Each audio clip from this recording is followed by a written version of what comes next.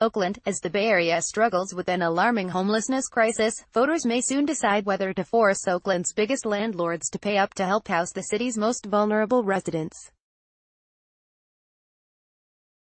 Oakland Councilwoman Rebecca Kaplan wants to impose an extra 1% annual tax on rental revenue that exceeds $200,000 and use that money to fund homeless shelters, help homeless residents secure permanent housing, and clean up the sprawling encampments that line many of the city's sidewalks. It would be the city's first locally generated, ongoing revenue stream dedicated to homeless services, and Kaplan estimates it could raise about $8 million per year.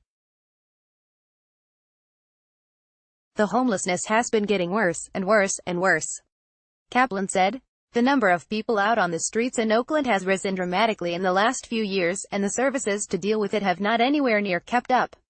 The city's Finance and Management Committee was set to vote on the proposed tax Tuesday morning, and a full city council vote could follow on July 24.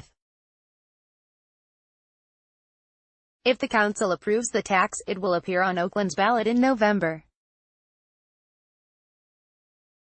The city's estimated homeless population jumped from 2,191 in 2015 to 2,761 last year, according to an Everyone Counts survey, and the growing number of residents sleeping in tent cities, cars and RVs has officials scrambling for solutions.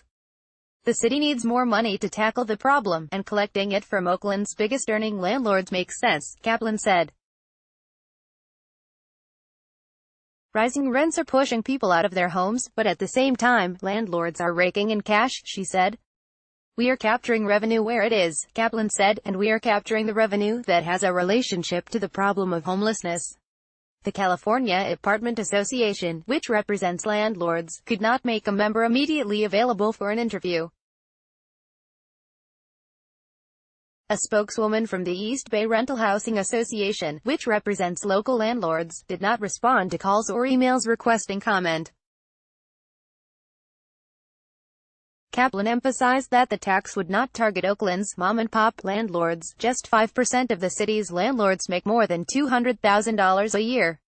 Currently, all landlords in Oakland pay a 1.39% business tax on their rental revenue. Kaplan originally proposed taxing the owners of vacant buildings to raise money for homeless services, but she determined it would be easier to tax rental revenue that exceeds $200,000 because the city already has a framework in place for collecting business taxes from landlords. Based on the city's revenue data from this year, adding the extra 1% tax would generate $7.8 million in annual funding for the city's homelessness programs.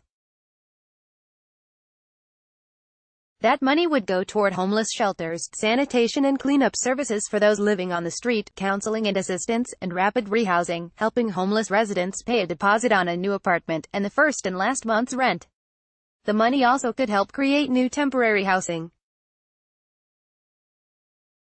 Several churches, such as those affiliated with the Interfaith Coalition of Alameda County, have offered to create communities of RVs or tiny homes on their land.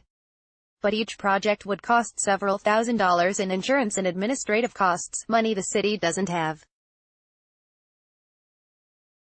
Those things would happen more easily if there were a little city funding, said Blase Bova, executive director of St. Vincent de Paul of Alameda County, who also works with the Interfaith Coalition. Our talks with the city always kind of dead-end with that. They say, we want to help you do this, but there's no budget for it. The landlord tax has the potential to make a real difference in the city's homeless services, he said. St. Vincent, which receives about 3/4 of its funding from the city, runs a seasonal homeless shelter and offers a year-round food bank, dining room and drop-in center. The City Council allocated $8.6 million in state grants for homelessness services last month, but Kaplan said a tax-fueled fund would provide a more reliable stream of funding. Leaving people living in underpasses is not good for anybody. It's not good for the surrounding community, and it's also not good for the homeless people, Kaplan said. And I firmly believe that we can do better as a city.